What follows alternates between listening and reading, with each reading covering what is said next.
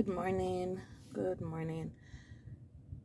So I just want to share some good news, some great news for me. So, um Shamir, for those who know, Shamir is 7 years old, and Shamir recently gained the skills of potty training. He had the skill to do number two, but of course I would have to so when he goes to use the bathroom for number two, I would have to go behind him just to enforce wiping, flushing, and washing the whole steps. I still do that at times because he gets distracted in following the steps to wipe, flush, and wash his hands. So he's been doing that. I think he gained that skill. I think it was around about 5. So he would just go on himself to do number two. He would lay on the floor. That time he was wearing a pull-up. So he would go on himself, in whichever situation, and it would be kind of embarrassing, especially for me, because this is a grown boy, and many who don't understand children with autism, I would be concerned about what people are thinking, what people are saying, and stuff like that. And sometimes, to be honest, it would get to me, and that would kind of get me down. But I still used to pray about the issues Shamir was having with potty training, and I try not to focus on it. I would just do what I have to do, in the sense that I would have to just me and my husband would have to just clean him, and he would wear the pull-ups. He knows when he would go on himself. So Shamir is smart, and he understands. So I knew that he was capable of being potty trained, but Shamir was also lazy. He wanted to stay in his routine. He don't want to get up and go potty because he probably felt like it was breaking his routine or breaking whatever he was doing. Maybe he was on the tablet, or he was, playing some games or whatever, and he just would not want to go. So anyway, like this one day, out of the blues, he just got up and he went to the bathroom. He just flung the door open, ran and sat on a potty. And I said to my husband, Shamir just went to the bathroom by himself. And this was when he was 5. I'm talking about when he started going to the bathroom to do number two. And we were both elated that he was actually getting the concept that he needed to go. And that was it. After that, every time he wanted to do number two or to poop, he would go to the bathroom, but then he wouldn't want to wipe and flush and wash his hands. And still to this day, that is a struggle that we're having, is that he's not following through with the steps. He would want my assistant to wipe him. So what I do is that I would kind of count the plies of the toilet paper so that he knows how much to rip off. I teach him how to fold it, and then to wipe. I have him wiping by himself, fold, wipe again until there's nothing. Then I would have him flushing. I would have him doing this himself, and then of course I would follow behind him just to ensure that he's cleaned properly. And then I would have him washing his hand, drying, and just get in that routine. So we still have to do that to this day with him. At times he would try to wipe himself, but of course he's not taking enough toilet paper to do that. But then he was still wearing a pull-up because he was unable to control his bladder. So he would not be able to tell me when he wanted to pee. He would just pee in the pull-ups, and we would have him wear his underwear. We had several underwears from ever since for Shamere. We would have him put the underwear on like on the weekend when he's at home, and he would just pee on himself as if he doesn't know that he wanted to go pee. And so I recently, I would say almost 6 months ago, we got a therapist for him. They call it RBT. We got one to go into school, and we had one to be in the home after he gets home from school. So the one in the school will kind of be there to monitor his behavior, ensuring that he's not doing anything, rude. Because prior to that, I felt as if he wasn't learning. He was just, as reported by the teacher, that he was just, rolling on the floor and wandering off and doing all sorts of things and not paying attention. And so he has the RBT kind of to guide his steps, and we've been getting good reports that he's staying in the line. He's following directives, whether it's one or two directives, and we give God thanks for that improvement. So the issue that we had was that there was not any consistency in terms of the teacher, the therapist, and us being on the same page. And one of the main roles that I have, and it is to advocate for my children, being that they cannot communicate for themselves, and I take that role very dear to my heart. And so I kept on advocating for Shamere that we start potty training him at school, and that was even included in what is called an IEP. That is basically the plan that is drawn up for the school with the parents, of course, to ensure that whatever goals that the child has on that plan is being carried out throughout the school year. And that was under the IEP, that document.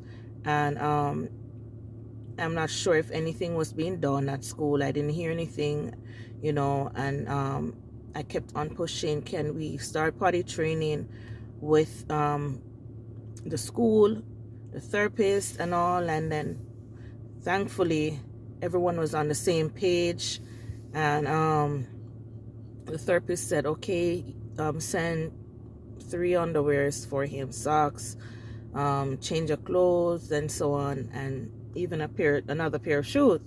And so I was like, oh my God, Shamere, I just imagine Shamere being soaked with every suit that he would put on. And I said, let's go, let's do it. Because Shamere knows whenever you say, Shamere, go pee, he would go pee. But then of himself, he wasn't doing anything. He would just pee on himself. And so I knew that he was capable of learning. And I felt that we should actually try. Anyway,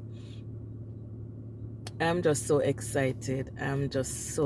This is like a news that is 2 months late for those who've already known. But I felt like sharing that this morning with you guys, just to know that, God is still on the job, especially with Shamere and Shade. And so we sent all the stuff the school requested, or the therapist requested, and he came home that very day, everything was wet. Everything was wet. And this was like a week before he went on holiday. And I thought that I don't believe we should do that, because he was going to be off for 1 week. I don't think we needed to start at the time, because he was going to be off for 1 week, and so I was thinking that he may lose the skills. But I kind of purpose in my heart, because I was off, I believe, on a couple of days, and I said to my husband, just be with me on this thing. Let us not put him in any pull-ups while he's at home. So this was the week that he was on the holiday, and I said to my husband, let us not put him in any pull-ups. Let us just keep him in the underwear, because they started at school, and we just want to maintain everyone should be on the same page. And so I took all of the pull-ups and I hid them from Shamere, because he knew where to go and find them.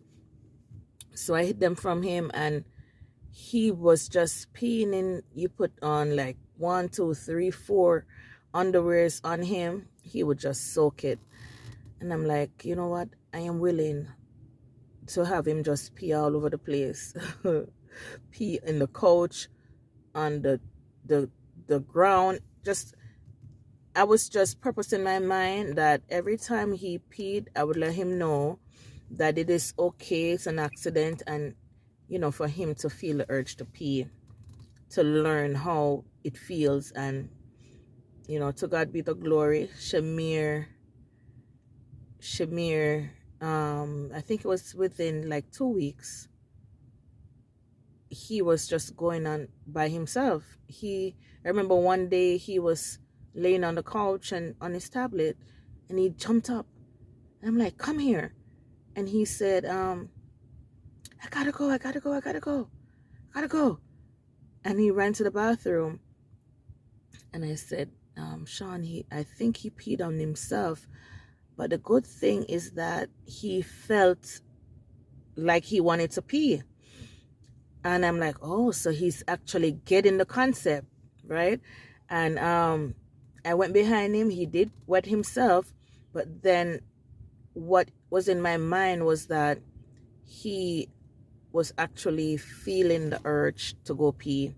And he felt like he lost control, right? And so I said to him, it's okay.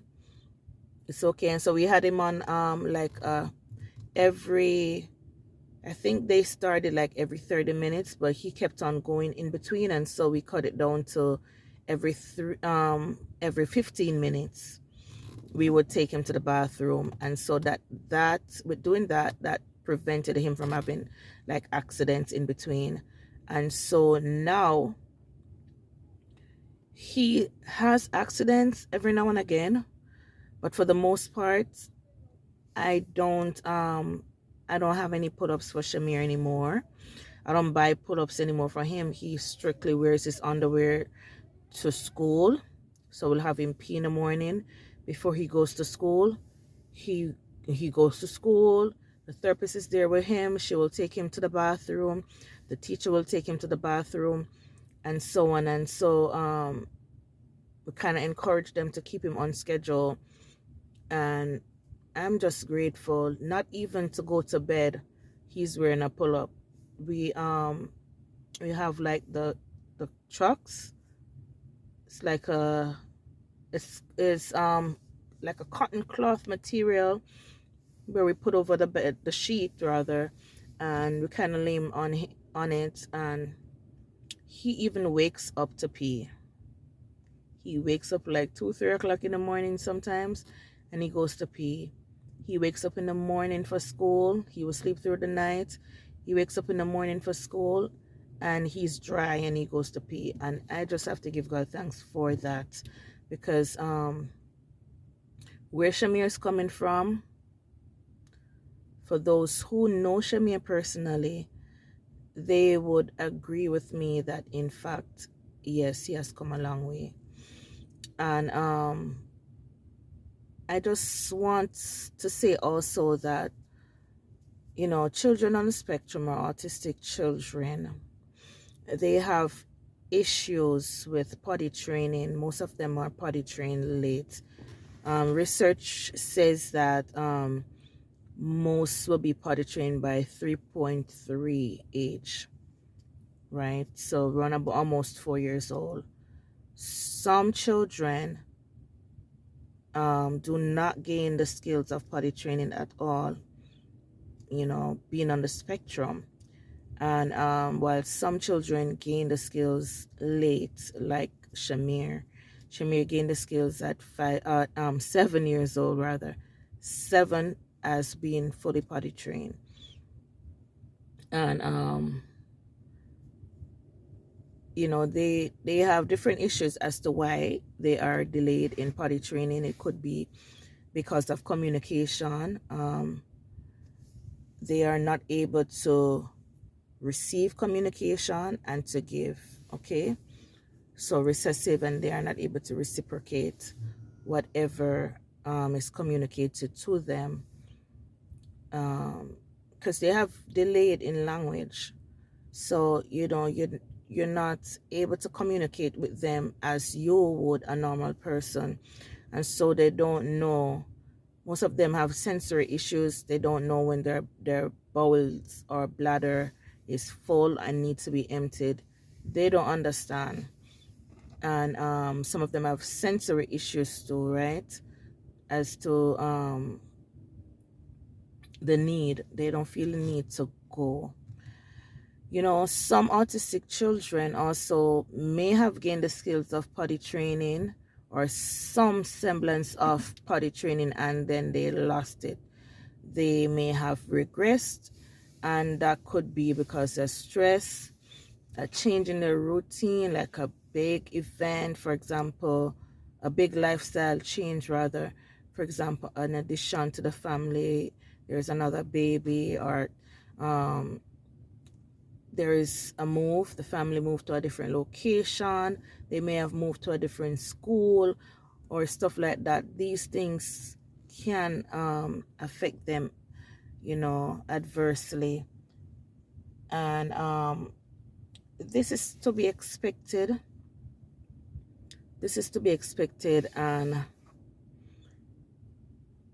knowing this, you kind of have patience to deal with these children, but only if the person's your support system and friends, whatever, whoever you have closest to you would understand this. And it's not for them really to understand, because I've reached a point now in my life where I really don't care what people may think or say about my children.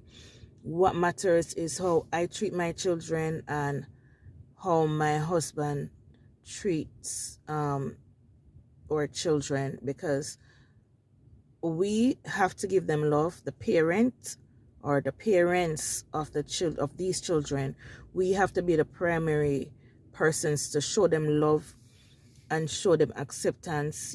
I accept you as how you are. I love you as how you are. And though it is hard, that I know. The fact is, you can't change the situation at this present time. It is what it is. And so what are you going to do about it? You're going to love them from where they are, right? And that is of paramount importance. So, for Sade, my concern really is that she is 4, and it's like I've started all over again, basically. So yes, I am on one end happy for Shamere, and then on the other end I'm like, okay, so I'm gonna do this all over again, and starting with Sade, right? And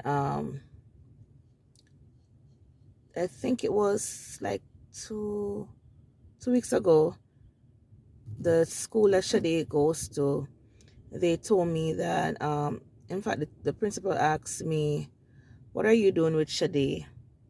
Because don't you realize she's in a 2-year-old classroom and she's 4. And the 4-year-old classroom, they do not accommodate potty training and all of that. And I mean, several times I've made attempts to bring a toilet seat to the school so Shade can, sit comfortably on the seat while they're attempting to potty train her, because we have done that at home. And I'm not sure if she's ready, because she knows how to hold her bowel and her bladder. That I know, right? Because I'll put her on a potty, I'll have her sitting there for a good 15-20 minutes. I have her distracted with whatever, a toy or tablet or whatever, just to get her distracted. And she will sit there for all that time, and then she gets up and go pee or poop in the diaper. So, with her, I know it's gonna take time, because I don't think that she has enough understanding or language to understand, what it will take to potty train. However, we're still being persistent. But the point I'm making is that she will have to move to a different school just because she is not potty trained, right? And this school is probably a school in the county that accommodates special needs children. And so this kind of got me down, and when I was told this, but then the thought came to me that, look at Shamere. That's exactly the thought that came to me when I finished praying and crying about it. And the thought came to me that, look at Shamere. Shamere is the mirror for Shade. And I said, but God, I don't want to wait 7 years for Shade to be potty trained. I don't want to wait until she's 7 to be potty trained. But I can look on Shamere, and I have hope in the whole situation, because Shamere, at Shade's age, he was much, much, much delayed, much, much more delayed than Shade is. And so I draw hope, or I pull on hope with this whole situation, because, I can see Shamere now, and I can remember Shamere at 3, and I see the marked improvement that he's made. And, I just want to give God thanks, because it's a long process and it is far from over. But I just want to encourage someone who may be going through the same issue, that, potty training, one, can be a big issue with children on the spectrum, autistic children, delayed children. It can be a big issue, right? But if you arm yourself with the information that you need, I believe that you're going in the situation being informed that, hey, this is a possibility. How can I help to, make it better, to make it work for me and my family?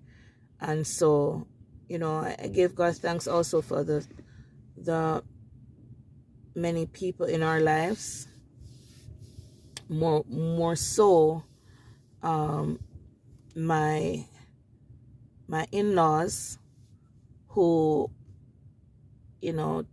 several times when the kids would go there, and I mean, Shamir, as big as he was, and he would poop in his diaper or pee in his diaper, I've never seen them or heard of them, giving any form of attitude or anything like that, or, oh, you're so big and you're pooping on yourself or peeing on yourself. No, they just change him.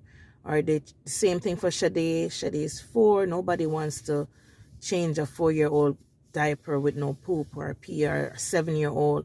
So, they do it with pride, and they do it as if it's nothing. And now when I look on them and see the excitement on their faces, or the pleasure in knowing that, oh my God, Shamere got up by himself and he went to pee, or he went to poop, or whatever. I'm so thankful.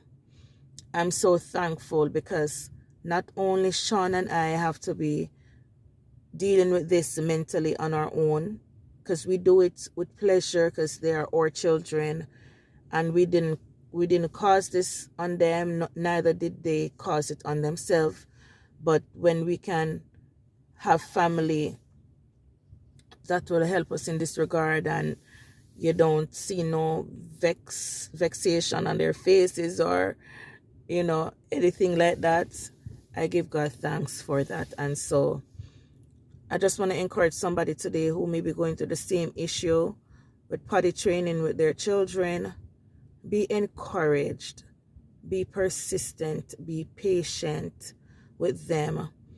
Don't slap them or curse them if they poop or pee on themselves, because they're not doing it of themselves. They're